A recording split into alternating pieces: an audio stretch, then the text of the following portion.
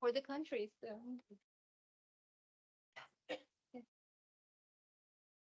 Yes.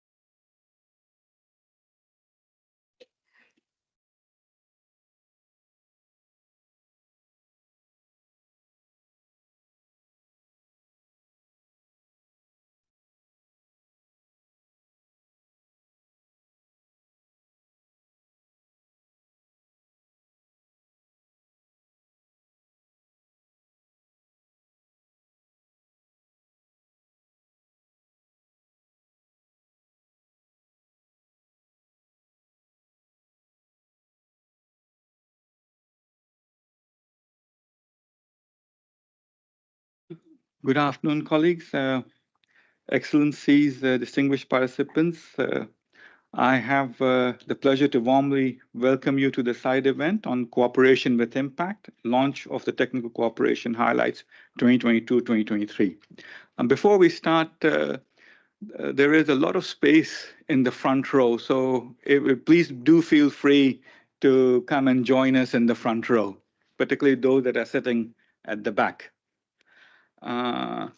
It is my honor to be co-organizing today's event with the Embassy and the Permanent Mission of Sri Lanka, one of the key beneficiaries of successful technical cooperation projects implemented by ESCAP in recent years. It is great to see so many partners joining us here today in person and online for the launch of the Technical Cooperation Highlights 2022-2023. To start things off, I would like to invite my colleague, Ms. Zainab Orhun-Girard, the Chief of ESCAP's Capacity Development and Partnerships section, to provide the overview of today's program. Zainab? Thank you, Adnan. Excellencies, distinguished delegates, colleagues, ladies and gentlemen, it is my pleasure to give you the overview of the program of today's side event and also set it in context a little bit. Our side event is, of course, called Cooperation with Impact Towards a More Resilient and Sustainable Asia-Pacific Region.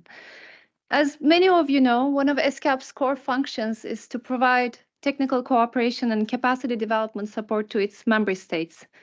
With the region stretching from Turkey in the west to the French Polynesia in the east, and given the diversity of development issues and the needs of our countries, strong and enduring partnerships are indispensable for us to be effective. Every 2 years, we as ESCAP pause to look back on our capacity development initiatives and achievements and share them in our Technical Cooperation Highlights publication. And in every edition, we strive to present our work based on the priorities of the time. For example, the last edition of our TC Highlights focused on COVID-19 pandemic response and recovery. The theme of this year's edition is Partnerships for Sustainable Development, as we are redoubling efforts to accelerate the achievement of the SDGs with 2030 just around the corner. This is why, after the opening session, we will give the floor to our valuable donors, implementing partners, and beneficiaries to hear their side of the story in a panel discussion.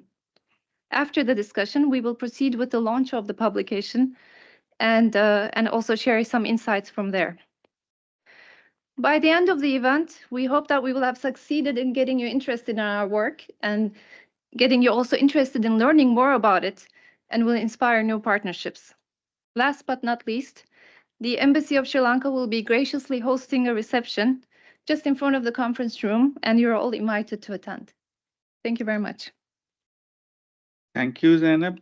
I now have the honor and privilege to invite Her Excellency, Ms. C.A. Chaminda I. Kalone, the Ambassador Extraordinary and Plenipotentiary of Sri Lanka to Thailand and Permanent Representative of Sri Lanka to ESCAP, to deliver her opening remarks.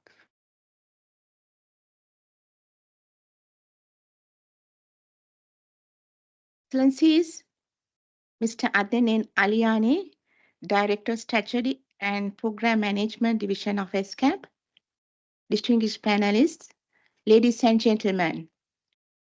On behalf of the Government of Sri Lanka and the United Nations Economic and Social Commission for Asia and the Pacific, ESCAP, I warmly welcome you to this event on Cooperation with Impact, launch of the Technical Cooperation Highlights 2022-2023 at 80th Commission session of the UN ESCAP.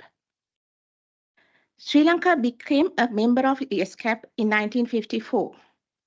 I take this opportunity to place Sri Lanka's sincere appreciation to ESCAP for the continuous support given for its development throughout this long journey, especially during the critical time we passed recently. Sri Lanka has been one of the key beneficiaries of ESCAP's technical cooperation work, with most recent activities in 2022-2023. Sri Lanka is current member in the Governing Councils of Centre for Sustainable Agricultural Mechanization and of Asia and Pacific Centre for Transfer of Technology.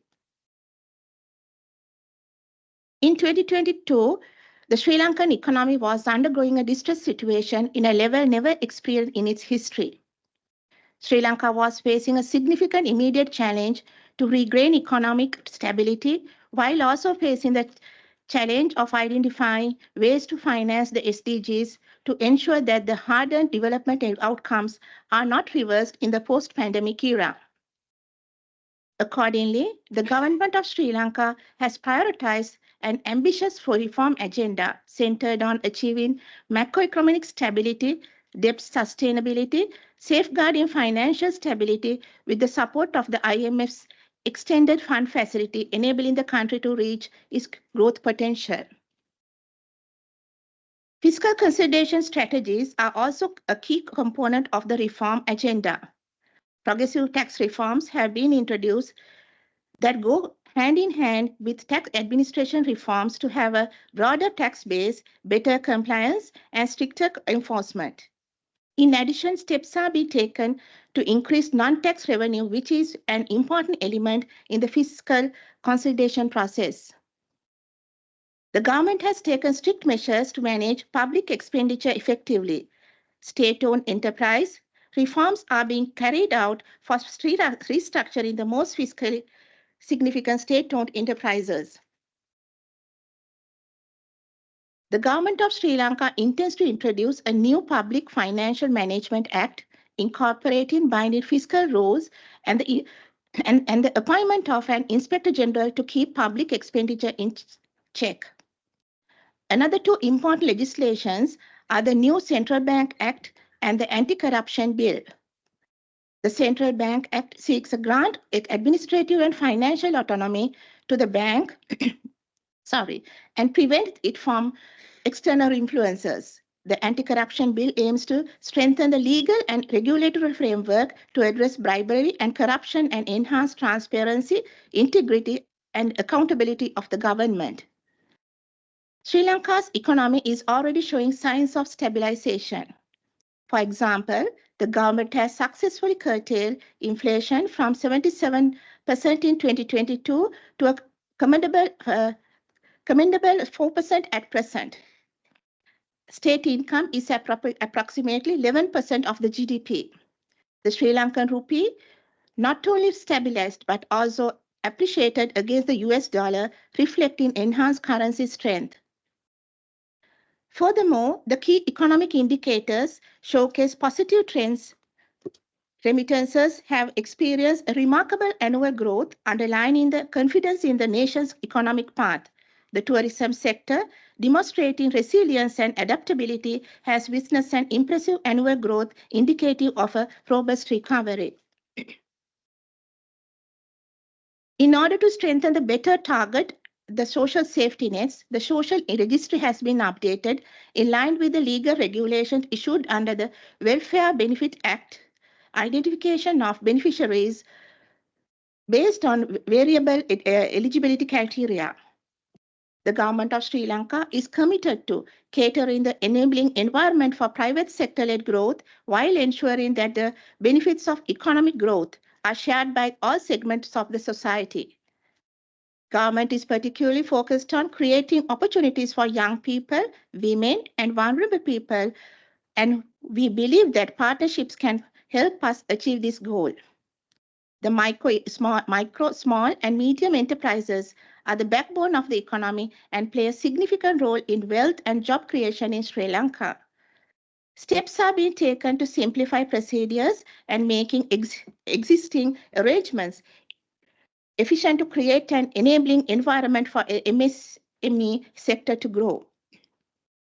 The vision of the government of Sri Lanka is to integrate into global economy. In this context, Sri Lanka plans to expand her economic and trade relations to South Asia and then to the East, and to join regional comprehensive economic partnership. Sri Lanka recently signed a free trade agreement with Thailand.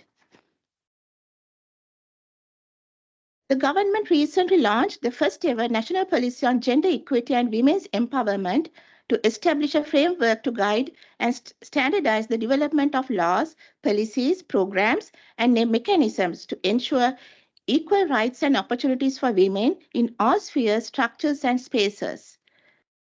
The government has prioritized investing in low carbon economy in line with Sri Lanka's vision to achieve carbon neutrality by 2050.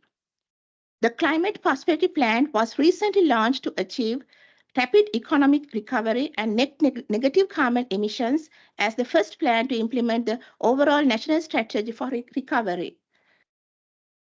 The government has also launched the Tropical Belt Initiative, a visionary plan aimed at addressing the challenges of global warming and securing sustainable development for nations within the Tropical Belt, and COP28 held in Dubai. To transform Sri Lanka into a sustainable digital society by leveraging advanced technology-based solutions through the 7-year DigiEcon 2030 program was launched in 2023. By sharing resources, knowledge, technology, and expertise among countries in the global south, we can collectively overcome obstacles and fast-track development. Digital innovation coupled with South-South cooperation in Asia and the Pacific opens avenues for knowledge exchange, capacity building, and joint initiatives. Before conclusion, I wish to highlight on the summary of UN ESCAP cooperation with Sri Lanka in 2022 to 2023. In 2022, ESCAP has conducted a macroeconomic modeling study examining the socio-economic and environmental implications of fiscal policy scenarios in Sri Lanka. ESCAP and Global Green Growth Institute, GGGI, have been actively supporting government of Sri Lanka to advance sustainable finance by developing the Green Bond framework that guides investment and providing training, co-financing, the second-party option for market credibility. This strategic framework supports debt restructuring through mechanisms like debt for climate swaps and future green bonds assurances, while also establishing a clear pathway for raising capital for sustainable projects, enhancing Sri Lanka's economic resilience and alignment with global sustainability goals. I'm happy that this project is featured in the Technical Cooperation Highlights publication, and representative of GGGI will participate in its today's launch as a panelist. Since June 2023, ESCAP has collaborated with UNRCO to support the development of strategy to promote inclusive and sustainable business to achieve the sustainable development goals, involving development of roadmap and accreditation system and the creation of business case studies in Sri Lanka. ESCAP assisted in developing strategies and capacity building initiatives for attracting foreign direct investment into the digital and climate action sections in Sri Lanka, including supporting the Sri Lanka Digital Investment Summit in October 2023. The ESCAP sub-regional office for South and Southwest Asia organized 2 rounds of national trainings in 2022 and 2023 for women entrepreneurs in Colombo, Sri Lanka, in partnership with the government of Sri Lanka. The program aimed to equip women entrepreneurs from Sri Lanka to use e-commerce and digital marketing platforms for enhanced access to supply chains, as well as contribute towards the global economic development. ESCAP supported the development of Sri Lanka's national electric mobility policy and facilitated a national consultation to accelerate the transition in public transport. ESCAP assisted the Sustainable Development Council in the development of an SDG progress dashboard and national coordination for updating SDG data, reflecting a whole of government approach to sustainable development goals in Sri Lanka. ESCAP supported Sri Lanka Customs in negotiations and readiness for ratifying the UN Treaty on Paperless Trade, enhancing trade digitalization and competitiveness.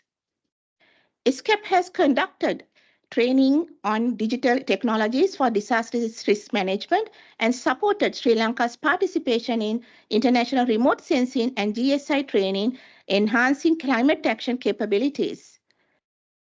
Multi-country activities were implemented in 2022 to 2023, addressing areas of work such as VNR, public-private partnership, trade facilitation, innovative technologies to address climate change and air pollution, low carbon transport, maritime connectivity, electrification of public transport, agricultural mechanization, innovative use of geospatial data, civil registration, and vital statistics systems leave no one behind power system connectivity in Sri Lanka. In conclusion, it is with great pleasure that I invite you to join launching of the third edition, the Technical Cooperation Highlights 2022 to 2023 of the series. Thank you very much.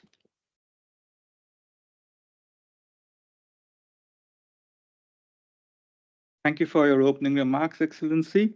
Distinguished participants, we will now proceed to a panel discussion with beneficiaries, donors, and implementing partners of selected success stories featured in the Technical Cooperation Highlights 2022 to 2023.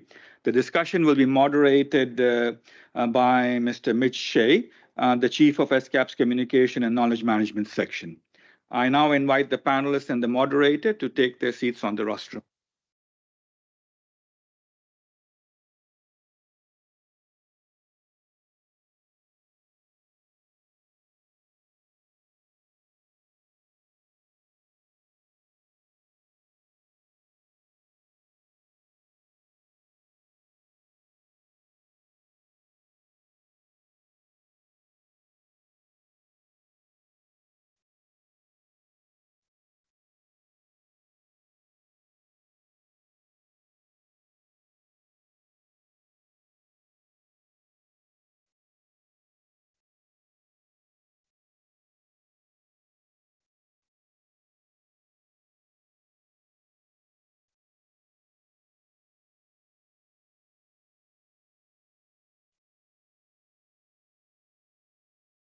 Okay, welcome everybody to this panel discussion. As has been said, we're privileged to have with us representatives of some of the donors, beneficiaries, and of course the implementing partners that have worked with ESCAP over the past couple of years.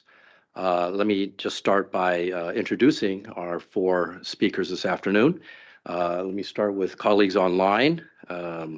We have Ms. Teuta Reksepi. She is the Secretary General of Rehabilitation International, and she has worked in the nonprofit sector since 1999 at national and international levels. And Teuta specializes in nonprofit management and capacity building, development of membership programs, nonprofit marketing, and public relations initiatives, as well as advising on communication strategy and advocacy on rights and inclusion of people with disabilities. And we thank her very much because she is joining us from New York today. So it's middle of the night there. Thank you again, Teuta, for your time. Next we have Mr. Gulshan Vashista. He is the Regional Investment Lead for Asia of the Global Green Growth Institute. He is a climate change and sustainable finance expert. He has 15 years of experience working in green energy and infrastructure finance in support of countries in the development of innovative financing instruments, international development finance for clean and renewable energy, as well as green technology innovation deployment in several Asian economies. Some of the prominent deals that Gulshan has led include those in Indonesia, India, Philippines, and in Sri Lanka. Here, joining us here in the room today, next to me, on my right, is Ko Barrett. She is the Deputy Secretary General of the World Meteorological Organization, newly appointed, just started at the beginning of the month in April. Previously, she was the Senior Advisor for Climate at the U.S. National Oceanic and Atmospheric Administration, or NOAA. In 2015, Ko was one of the first women elected to serve as Vice Chair of the Intergovernmental Panel on Climate Change, a role she held until July of last year. As Vice Chair, Ko championed the Special Report on Oceans and Cryosphere, chaired the Gender Action Team, and led the Science Board for the Scholarship Program for Scientists from Developing Countries. For more than 15 years, he also represented the United States in delegations responsible for negotiating and adopting climate science and policy outcomes. In addition to her work with the IPCC, she served as a lead negotiator on adaptation and capacity building issues for the United States in the context of the United Nations Framework Convention on Climate Change.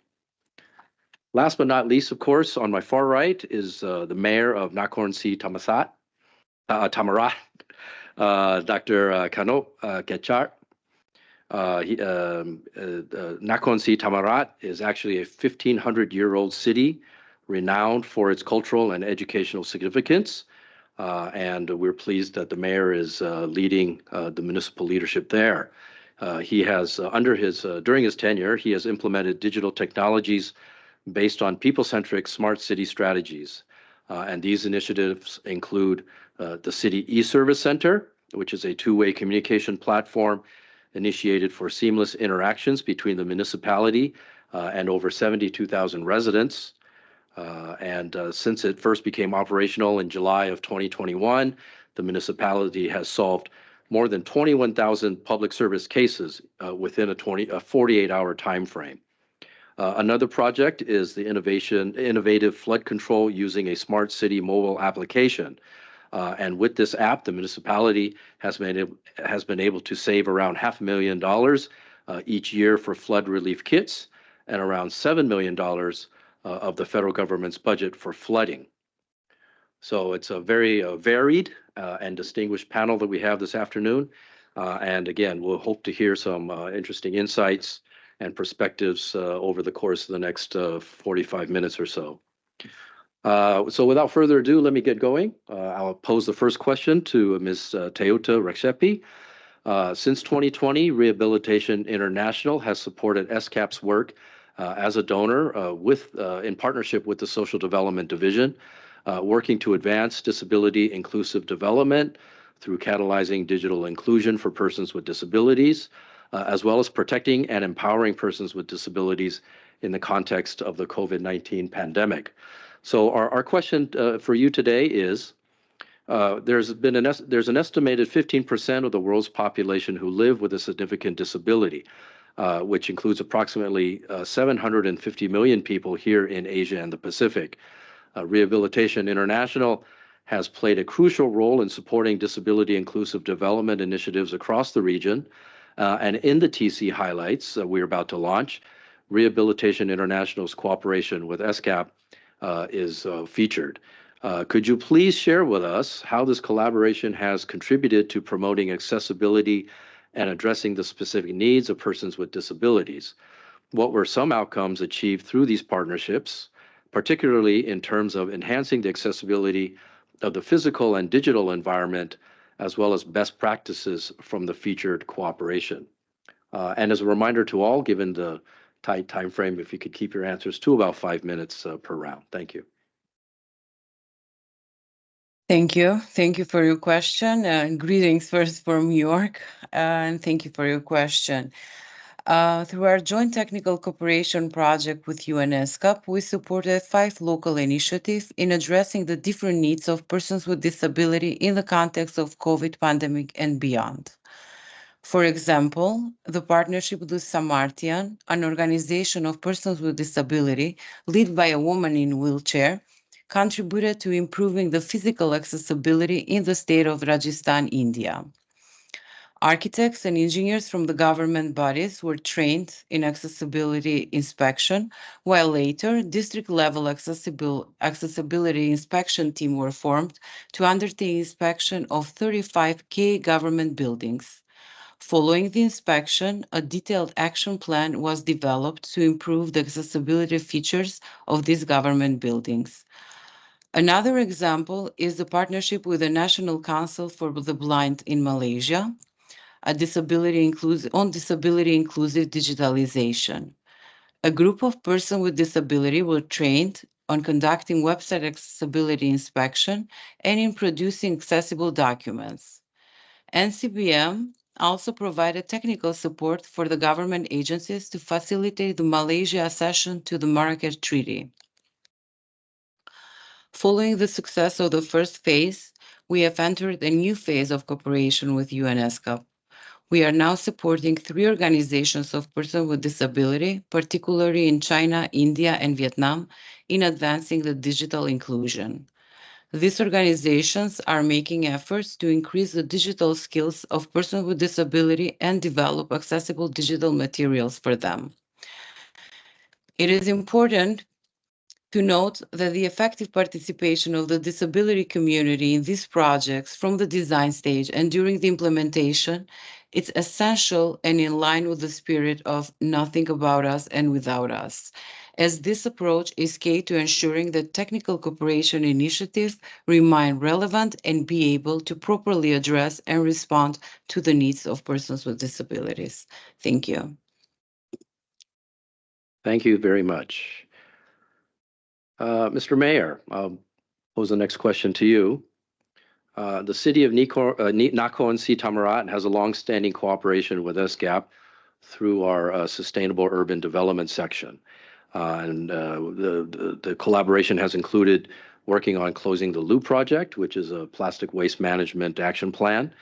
The Nakhon Si Thammarat is also a member of the Asia Pacific Mayors Academy. And ESCAP has also initiated a large study in Thailand that is looking at several aspects of air pollution in Bangkok, Chiang Mai, and of course your city. So the city of Nakhon Si Thammarat has been at the forefront of adopting many sustainable development solutions in the urban environment. Several of the innovations you have implemented also involve interesting digital innovation approaches in line with the theme of this year's session at the Commission. Could you please share with us your experiences and best practices for sustainable urban management that you have overseen there in Nakhon Si Thammarat? Thank you. I will need a slide, please. Yes. Ladies and gentlemen, distinguished participants, thank you for having me.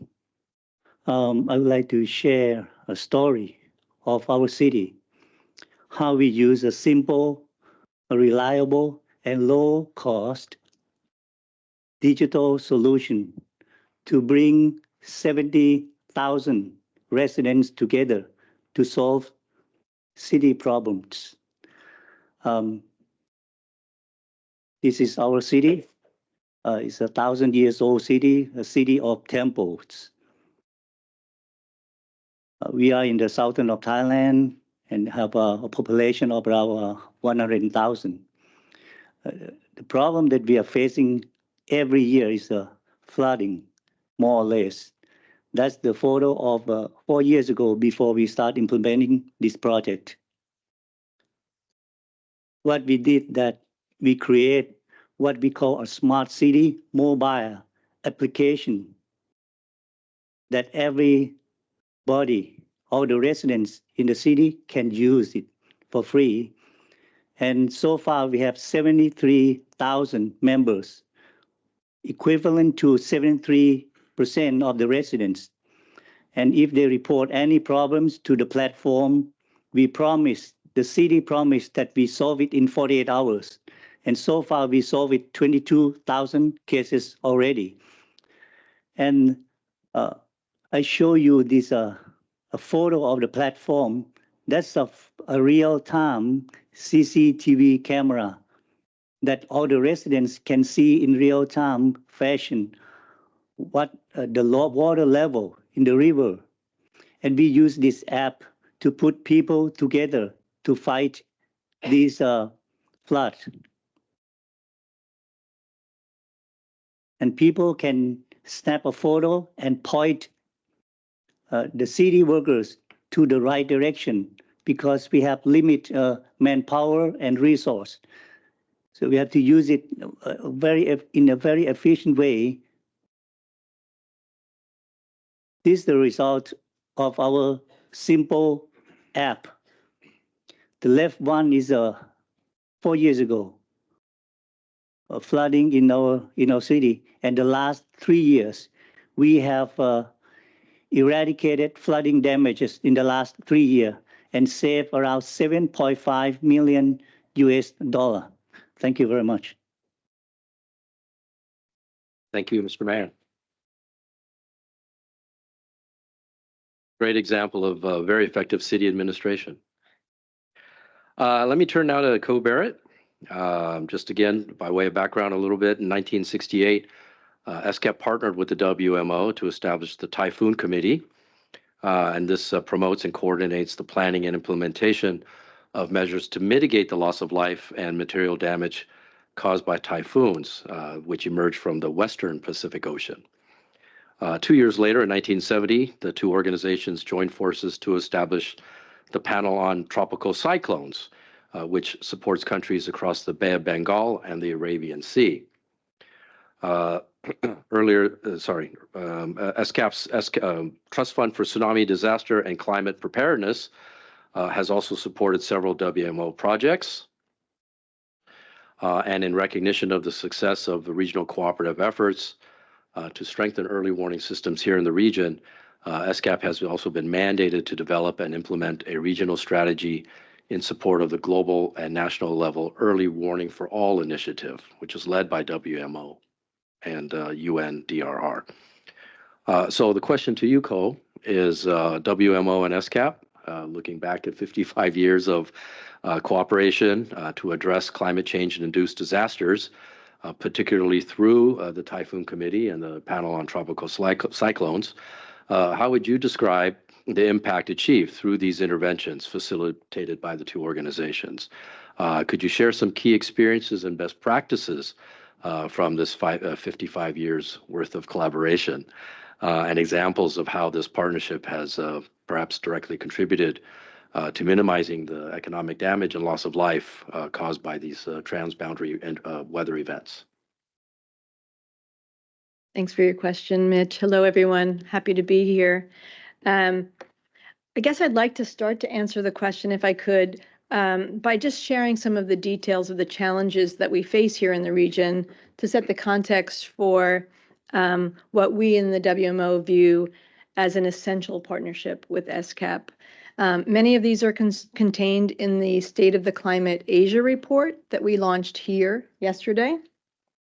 WMO, together with regional partners, including ESCAP, supplement our global knowledge of climate with regional reports such as this to help provide the detail that policymakers in the region really need to make the decisions.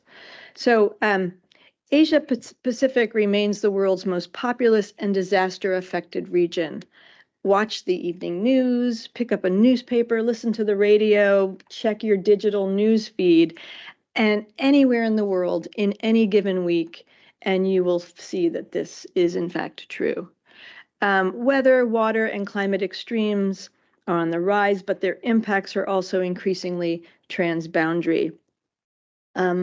We find that weather, water, and climate events impose a heavy human and economic toll globally. Between 1970 and 2021, over 2 million deaths and $4.3 trillion in economic losses result directly from weather, climate, and water extremes. And the mayor's example is a prime example of this.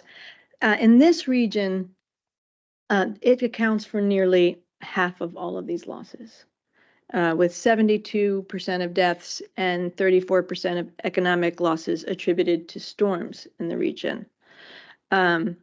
So as you were saying, not only are these climate-related disasters on the rise, but the transboundary issues are so key. No single agency or member can solve these problems on their own.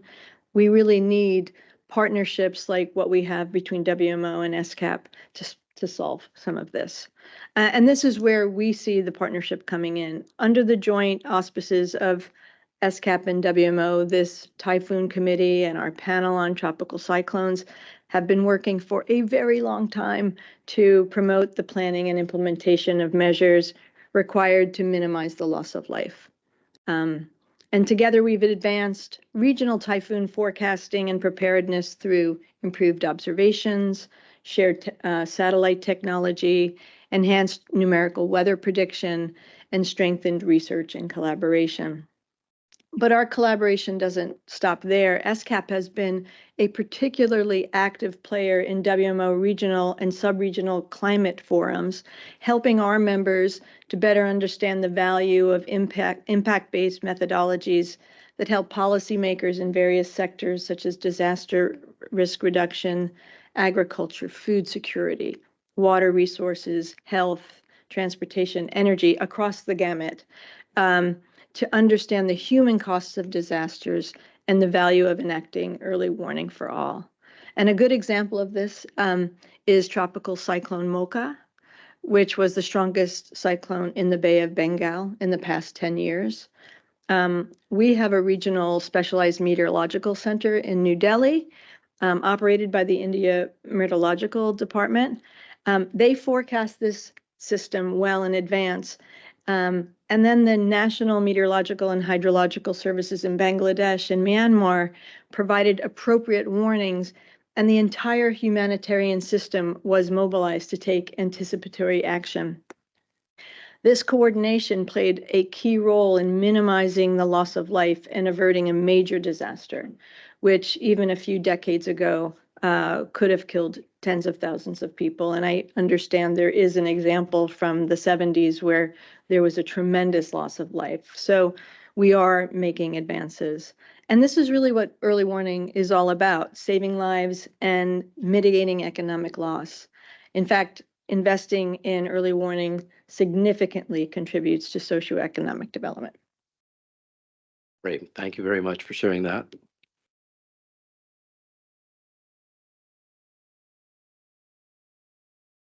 We move on now to Gulshan Vashista. GGGI is a treaty-based international organization promoting inclusive and sustainable economic growth in developing countries and emerging markets. And GGGI has worked with ESCAP as an implementing partner on accelerating sustainable finance in a few emerging markets around Asia. And Sri Lanka, as the ambassador noted, was one of the beneficiaries of this partnership. Gulshan, climate change has broad-ranging implications for economies, fiscal and debt positions, the financial system, the environment, society. And since 2011, ESCAP has partnered with GGI, and most recently, the two organizations began technical cooperation work on green financing in Cambodia and Sri Lanka. Could you share with our audience today some of the key achievements or milestones reached through this project, and could you provide some examples of how these initiatives have contributed to building the capacity of governments and financial institutions in the region? Thank you. Thank you so much for this opportunity to present the work that we're doing with ESCAP in a number of countries. I'd like to mention that while we had this partnership with ESCAP since 2010-11, but in the recent past, since 2021, we've been very actively engaging on a number of different projects, particularly in the Asian context. I'd like to briefly talk about the sustainable finance work at GDGI first, to talk about, well, what we've done globally, and then bring in the perspective of Asia and working with ESCAP. So within the GDGI Sustainable Finance Program since 2015, we've supported our member countries to raise roughly about $8 billion from the capital markets, both in domestic and international markets. These are active thematic bond initiatives. We've supported roughly about 16 issuances in 11 different countries. And of course, Asia is an emerging market for sustainable finance support that we are working with our donors in Luxembourg and in EU, funding directly the activities in the sustainable finance work. Now, I can mention that particularly in the Asian context, ESCAP has been a very, very important partner, particularly the kind of complementarity that ESCAP brings into the work that we do. So ESCAP has enabled the projects that we do on the ground to engage with the highest levels of the governments on climate finance, policy-related issues, while, of course, we bring in the technical rigor and expertise and hands-on experience in climate finance So sustainable finance is one arm of finance that GDGI takes care of. Of course, there's another arm of infrastructure finance. So there's a strong machinery within GDGI to look at the investment support. And without a doubt, Sri Lanka has been one of our stronger partnerships to talk about today, where we've engaged since 2021. ESCAP has done the initial framework, the green bond framework, or now the green and blue bond framework for the government of Sri Lanka. Of course, we collaborated with ESCAP to get the second party opinion, which we're working with Standard & Poor. Coming to the ends of it now, we'll be delivering it back to the government of Sri Lanka in a week's time or so. So very strong collaboration in Sri Lanka. And of course, the idea really is to support the government of Sri Lanka to take it to a point where this becomes a strong foundation in an event that Sri Lanka goes for debt for nature swap or any such larger innovative financing schemes. They have the strong foundation on the back of which they can then pivot to those instruments. So that is the work in Sri Lanka. In Cambodia, we've been working with ESCAP, particularly with the Ministry of Finance and supporting the green financing of the Ministry of Finance to set up the right kind of policies, the right kind of mechanisms, working with the Securities and Exchange regulators. That is a direct request that we got from the Exchange Board, and we've done the entire policy and the frameworks linked to the Exchange Board. In 2023, ESCAP and GDGI have launched the Cambodia Sustainable Bond Accelerator Initiative in partnership with the Exchange Board in Cambodia. The Credit Guarantee and Investment Facility and Garanco are partners there. In parallel collaboration with the Ministry of Economy and Finance, ESCAP has also initiated a joint training program on sovereign sustainability bond issuance, and GDGI is a strong partner on that program as well. So a number of initiatives. I mean, we're regularly discussing about how can we add in the number of countries, how can we add in the amount of support and values and services to the member countries. So yeah, looking forward to building upon the very strong partnership with ESCAP. And if you notice, this is only 3 years of partnership, and we've already done so much. So really looking forward to expanding that in a number of other countries as we work along. Thank you. Thank you very much, Gulshan. Yeah, financing obviously will be unlocking financing will be a key part of ensuring that we get the 2030 agenda and being able to achieve the sustainable development goals. For our second round, let me go back to Teuta. In looking ahead, what areas and priorities in the region do you think we need to focus on in order to further advance disability rights and inclusion? And what role do you see for partnerships in achieving these objectives? Thank you for your question. Well, the UN ESCAP member states adopted the Jakarta Declaration in 2022, as well as proclaimed the 4th Asian and Pacific Decade for Persons with Disability from 2023 to 2032. To further advance disability rights and inclusion during the Disability Decade, I would like to highlight 3 priority areas that require immediate action. First is to promote a mindful participation of persons with disability. It is important to engage the disability community in the development, implementation, monitoring, and evaluation of both general and disability-specific policies and programs, as well as to involve the disability community in the decision-making bodies and policy processes. To this end, building the financial and technical capacities of organizations of persons with disability, it is of crucial importance.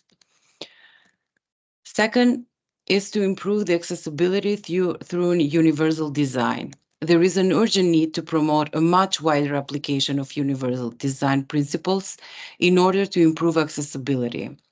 In addition, more attention should be given to the accessibility of digital products and services in the context of expedited digital transformation.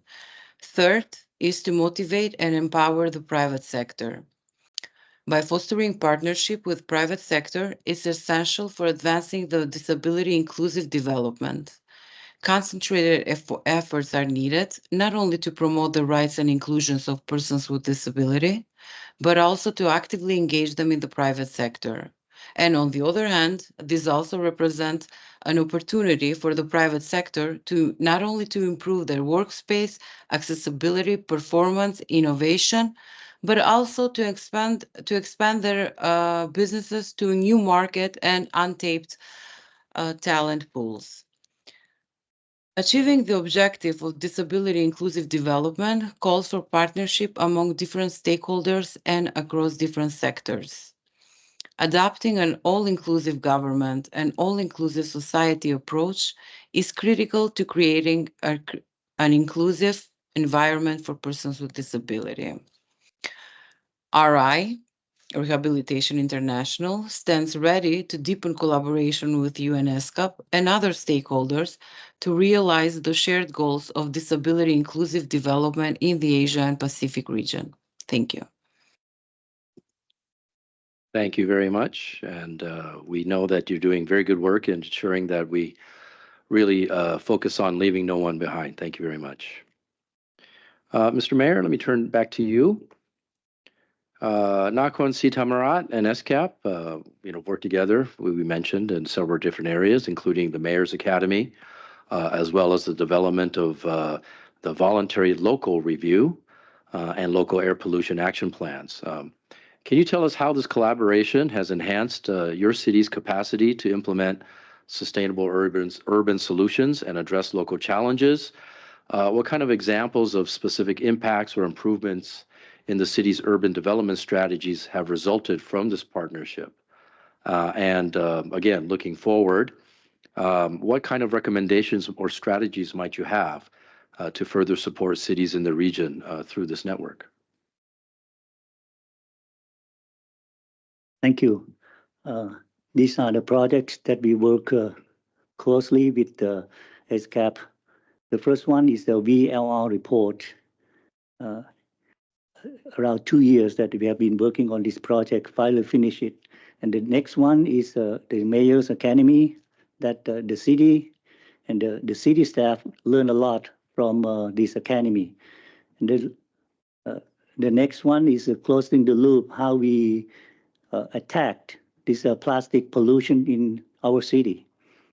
And the result of our partnership are as follows.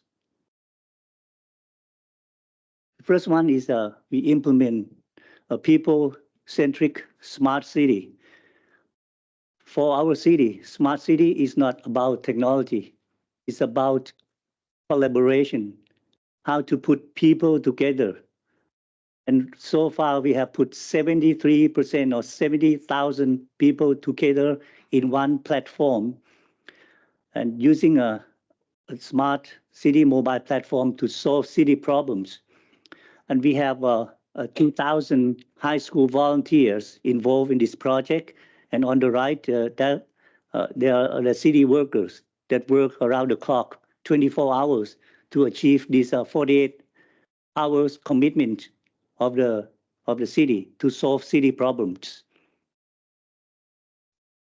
Next one that we have benefits from ESCAP is we set up a metaverse classroom in city schools. So it's 11,000 students in our school system from different backgrounds. We have an equal opportunity in education to learn from AR and VR technologies.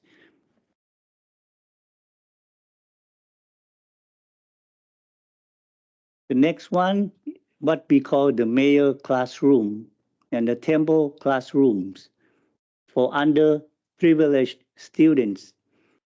On the right, you see a classroom. That classroom is next to my office in the city hall. So we have a van circle around the city every morning to go see the poor of the poor family, cannot afford to go to school. And we pick them up and provide everything for them to ensure that they have a chance, equal opportunity and education. So if they sit next to the mayor office, then they got all the resource. And the temple classroom, that's the monk as a teacher, and students, they are poor students, but they have a chance to use that virtual animal. That bird is virtual, not a real bird, in a temple. And from to reduce the plastic pollution from that we work with the ESCAP, we can create city with no bins. The tourists can go around, they don't know how to throw the trash. They have to put in their pockets. And then we have zero waste city schools. And the last one is the hospital on wheels. We have doctor, nurses as a mobile hospital going around, deliver healthcare to the communities. Thank you very much. Thank you, Mayor.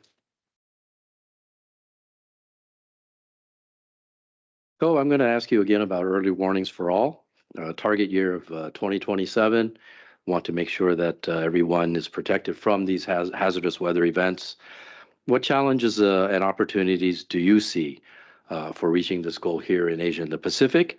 And again, what role do you see for the partnership between WMO and ESCAP in support of its achievement, to support the achievement of this goal? Thanks. Yeah, that's a great question. You know, given that the climate, weather, and water hazards impacting this region, they're just growing. So early warning for all really is the way to reach everyone to address these challenges, saving lives and livelihoods in the process, and also reducing losses and damages. And I think the mayor's example from earlier about floods is clear evidence that early warning works. But it's clear that the regional capacity to provide early warnings in the region is uneven. Some of our members are in the earlier stages of providing consistent warnings to its people, while others have well-established systems in place. So we really need to learn from each other, build on and scale up existing efforts and capacities, and promote synergies among initiatives and partnerships across sectors, so we leave no one behind. In addition, the elements that go into providing effective early warning are often not contained in any one agency or organization. It requires knowledge of the risks that one is facing, observing, forecasting, and tracking potential hazards and the impacts that are likely to occur, communicating that knowledge to all in harm's way, usually through some digital outreach, as in the mayor's case, and building the capacities of communities to respond. So that's why the UN Secretary General's initiative had the foresight to establish this early warning for all initiative across 4 different organizations that have responsibility for each of those pieces. So UNDRR, ourselves, ITU, and International Red Cross. So that we can respectively provide expertise and support for each of these elements. And in this region, our efforts are enabled and amplified by ESCAP, bringing together the broader UN system, governments, academia, civil society, and development partners to provide people-centered, end-to-end multi-hazard early warning systems. And I want to stress again the value of the more than 50-year partnership between WMO and ESCAP, and really commend ESCAP for the regional strategy to achieve early warning for all in Asia and the Pacific by 2027. We really use this strategy as a guide to coordinate our regional efforts towards our shared goals. At a practical level, we're renewing our MOU together, and we're extending our collaboration to just build on this 50 years of experience together, and allow us to, explore the possibility of further partnering, maybe even by having a liaison here in the region. So we believe this cooperation is essential to ensuring local and regional implementation to achieve the targets of the Early Warning for All initiative. Thank you again. Thank you very much. Gulshan, we come to you again at the end of the second round. As you were speaking earlier about building capacity and sharing knowledge about different initiatives to deepen understanding of green financing principles and practices. Again, as we look forward, what recommendations or strategies do you have to ensure the long-term impact of these capacity building efforts? What challenges do you see, and how do these partnerships provide opportunities to overcome these type of issues? Thanks, Mitchell. I think I pick up on that answer from the last sentence that you said in the previous question, that unlocking the finance would be the key. Certainly, and I think just to add on to that line, I think unlocking it with the scale and the speed that the country is needed, I think is really, really important. And that's what ESCAP and GDGI have done together in a number of countries now.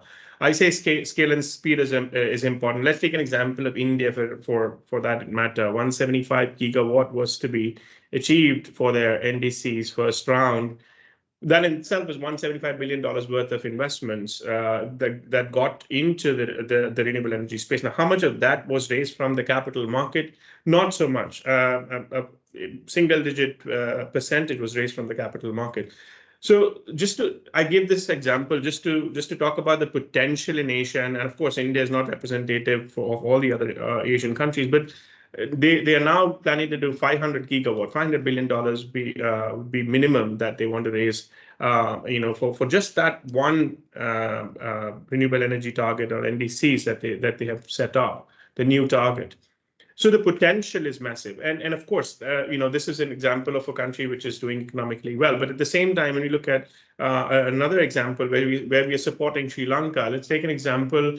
Of course, the sovereign needs support, but also the sub-sovereign and the private sector entities and the banks need that much more support to unlock these finances to do more, because we know that the underlying project pipelines are very, very strong. So what is really the barrier? There's of course the economic scenarios in some of these LDCs, and the countries are really making efforts to unlock those barriers and try and get access to this capital, particularly from the capital markets. Now, there's another very interesting juncture, particularly linked to sustainable finance. In 2022, the Institute of, the International Climate Market Association, ICMA, principles have changed in 2022. So there's a need to revise all the frameworks. A number of sovereign entities that we're talking to, this is a common point of kind of discussion to say, well, can we have a look at the framework? Are they adhering to the latest principles? And most often, some countries, yes, but many a time we face that needs to be done. So I think this is a big task that we could partner together for unlocking the potentials. One, to of course make them ready to get access to money from the capital market, such as these bond issuances is one, but many other green bond issuances is one. There's also potential sustainable bond issuance and other thematics that could be looked at. Resilient, we've done one adaptation bond, so that is a good example of how we can unlock money for adaptation. Now, so that is the strategy. That is what we would like to do, and of course, at scale and speed. Now, the barriers, of course, we can't do it alone. There is enough evidence when we've spoken to so many sovereigns that all hands are needed and with full capacity, right? The convening power that ESCAP has is unbelievable. The degree at which we can have conversations is really important. And the technical capacity that GDGI has brings in. So what I'm trying to say is that convening as a team is really an important portion and something that's important part and something that we should really look to do. And hence this partnership becomes that much more important. Having said that, the key barrier, what we understand is the resources, right? We need to also be looking internally and say, well, where are the resources, right? We want to do so much. There's so much need from the ground. And that's where, we are already in discussion and in continuous discussion with ESCAP and others as to, can we look at joint collaboration, joint proposals? Of course, the donors are looking to put the money in the right place. And these are the partnerships that we can showcase and say, well, we're doing good work. Can we collaborate and do more? So those are some of the thoughts, Michelle, but happy to take any questions that may follow up. Thank you. Terrific. Thank you, Gulshan. Well, that brings us to the end of our panel discussion. We hope that everybody gained a little bit more insight into, both from the donor perspective, the beneficiaries perspective, and the implementing partners perspective of working together with ESCAP in the different areas that were talked about today. Allow me just also thank our 4 panelists. First and foremost with Toyota, who's there in New York. Thank you very much. Hope you can now get yourself to bed to get some rest. And Gulshan there in Korea. And of course, here with me in Bangkok, Mayor of Nakhon Si Thammarat and Colbert of the WMO. Let's give everybody a thank you, a round of applause for being with us today. Now we go back to the launch of the actual report, the technical cooperation highlights. I'd like to invite back to the rostrum Executive Secretary of ESCAP, Armida Socia Alice Jabana, Ambassador of Sri Lanka, and Adnan Aliani, the Director of Strategy Program and Management Division. Thank you very much, everybody, and have a pleasant afternoon. Thank you.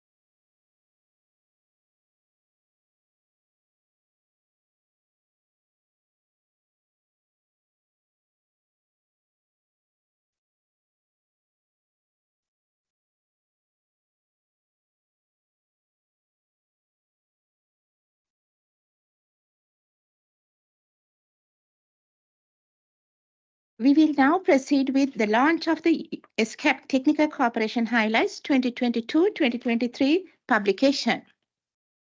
I now invite conference room officers to play the introductory video.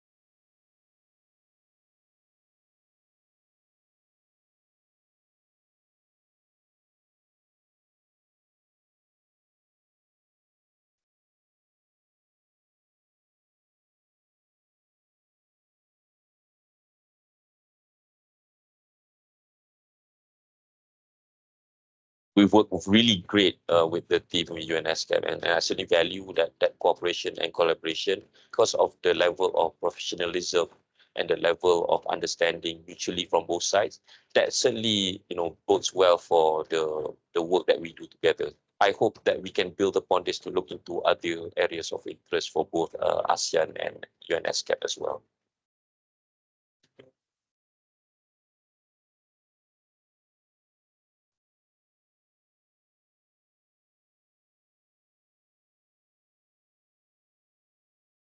Was a very valuable intervention where we saw enhanced capacities of the OPDs, especially the women with disabilities, and the government officials and departments, which would ultimately benefit women with disabilities to access schemes and programs and increase their participation. Biggest impact that this project has witnessed is the notification of state policy on women with disabilities. This policy was first in its kind.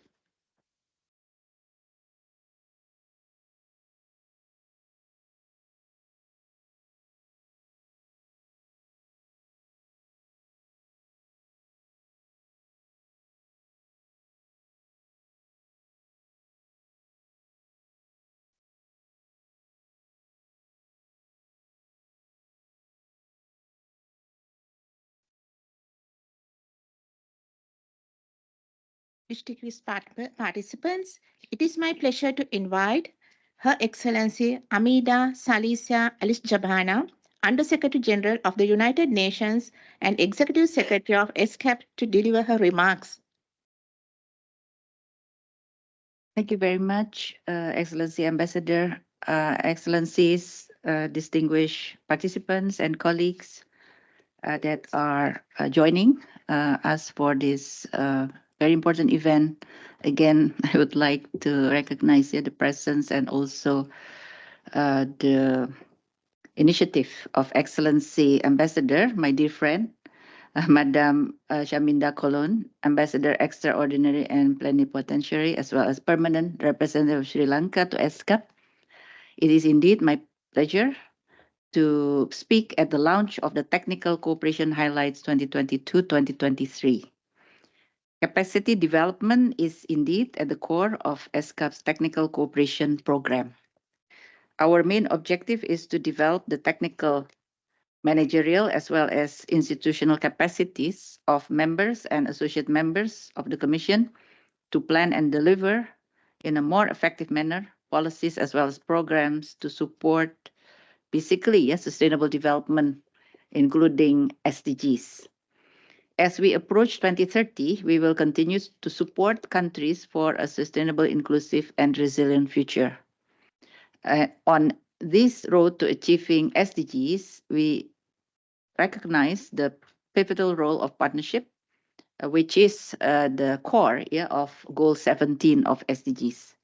Partnership serves as the cornerstone for mobilizing and sharing knowledge, expertise, technology, as well as financial resources. They bring together diverse stakeholders, including government, international community, development partners, civil society, academia, private sector, as well as other stakeholders. In recognition of the pivotal role partnership play in the delivery of our work, this third edition of the Technical Cooperation Highlights tells the story of inspiring and enduring collaboration that brings together the comparative advantages of both ESCAP as well as our partners, and that scale up good practices to leave no one behind, to also make economic growth more inclusive, to advance certain priorities of our region, such as climate action. Today, we heard directly from some of our partners. I think we just heard from the video, as well as the distinguished panels on how our collaboration has made impact and contributed to the 2030 Agenda for Sustainable Development. Recent years have seen significant shifts in thinking on development cooperation. While official development assistance remains an important component, the focus has progressively moved to South-South cooperation. Actually, if I may add, South-South as well as South-South Triangle cooperation. With recipient of technical assistance increasingly becoming providers, leveraging homegrown solutions. So this is actually that is becoming very, very popular and gaining traction. So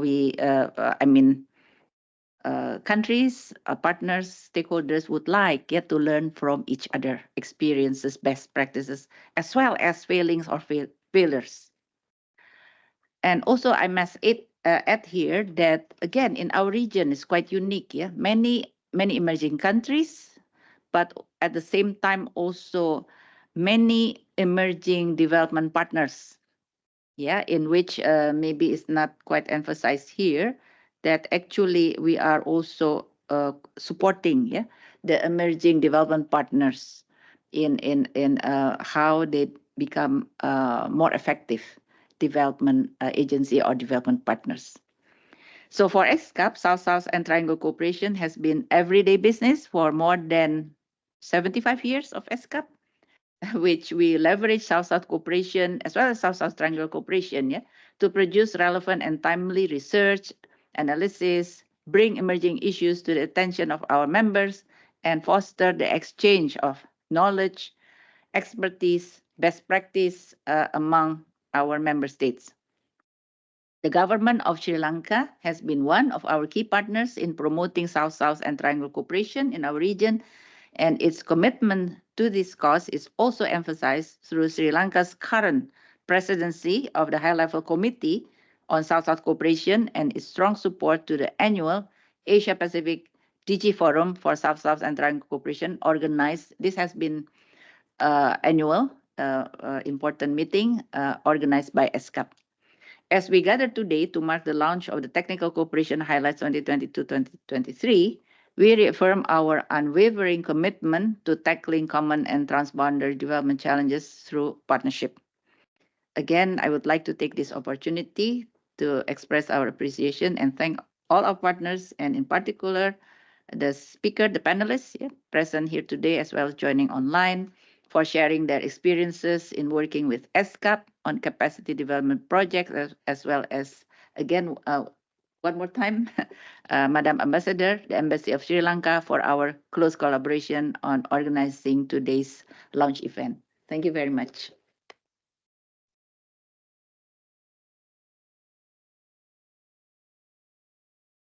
Thank you, Your Excellency.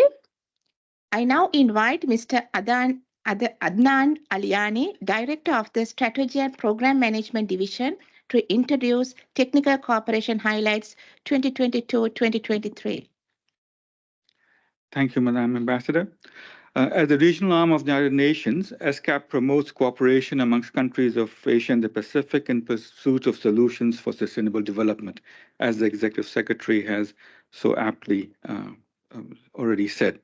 ESCAP's support to its member states is multifaceted and includes knowledge products based on sound research and analysis, an inclusive platform for policy dialogues and consensus building, and action-oriented technical assistance in support of national development objectives, as well as regional and global agreements, particularly the 2030 Agenda for Sustainable Development.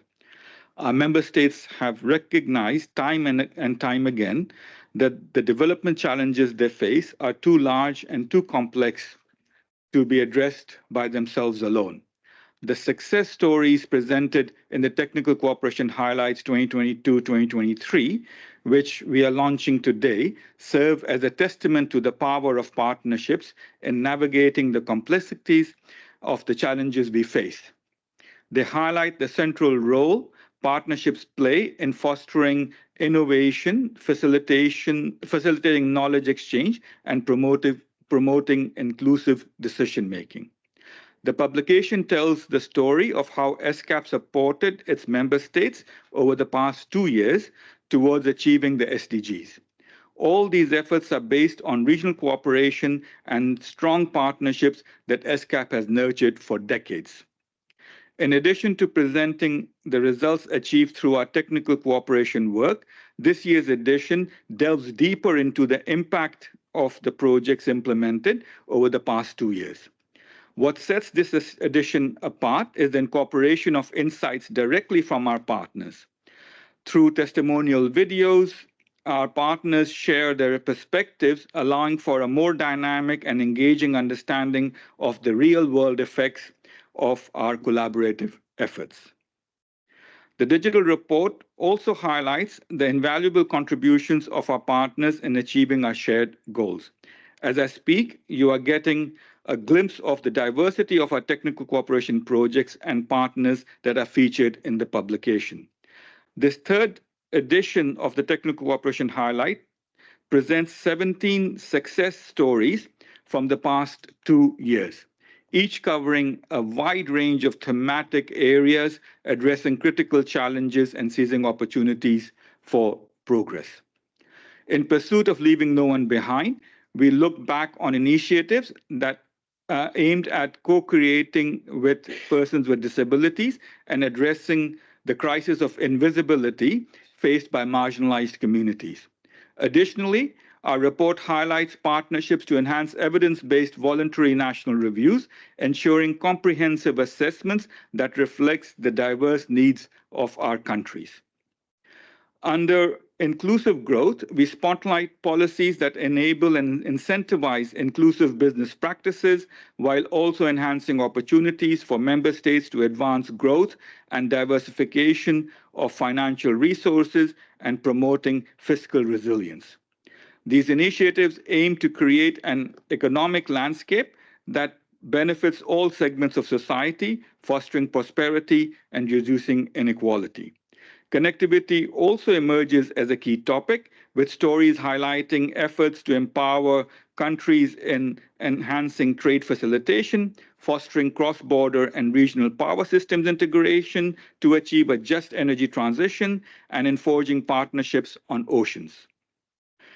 In the area of climate change, we showcase efforts to strengthen local leadership for sustainable urban development, support city-led climate actions in Northeast Asia, improve air quality through agricultural mechanization, and accelerate sustainable finance in emerging markets.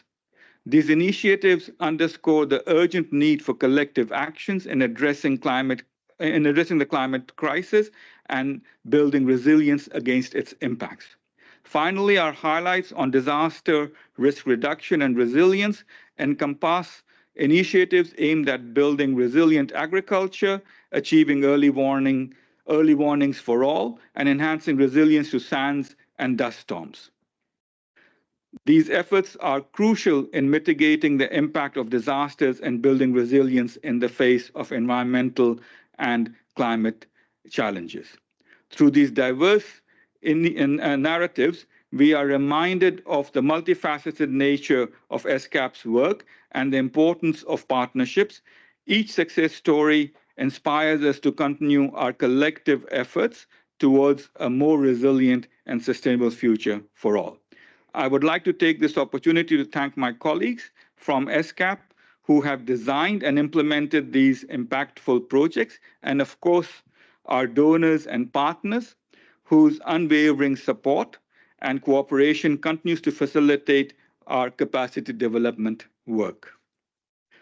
I would now like to hand over the proceedings to Her Excellency, the Ambassador of Sri Lanka, for the launch of the publication. Thank you.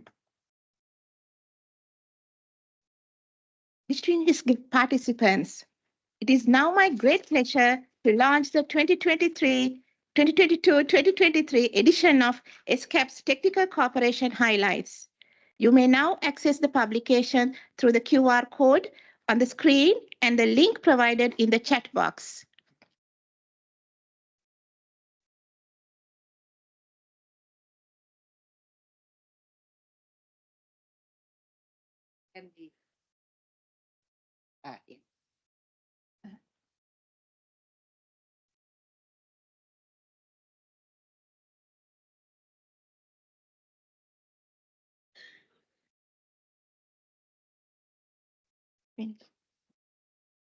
Ladies and gentlemen, this brings us to the end of today's side event.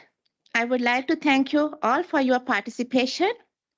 You are now invited to a reception hosted by the Embassy and Permanent Mission of Sri Lanka in the area outside the conference room. Thank you very much.